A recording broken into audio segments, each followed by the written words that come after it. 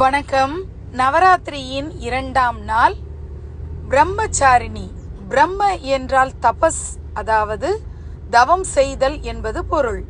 மிக எளிமையாக காட்சி தரும் பிரம்மச்சாரிணியின் இடது கரத்தில் கமண்டலம் காணப்படுகிறது. இந்த துர்க்கைக்கு வாகனம் ஏதும் இல்லை.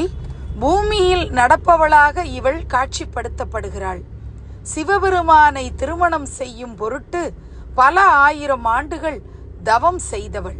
சோம்பலை போக்கி ஒழுக்கத்தை நல்குபவளாக இருக்கிறாள். முல்லை மலர்களால் அர்ச்சனை செய்வது சிறப்பு. காலை வேளையில் புளியோதரையும், வெள்ளிக்கிழமை என்பதால் மாலை வேளையில் புட்டும் நைவேத்தியம் செய்வது சிறப்பு. நிறம் சுக்கிரனுக்குரிய தூய வெண்மை நிற வஸ்திரத்தை அம்பாளுக்கு அணிவித்து நாமும் அணிந்து கொள்ளலாம்.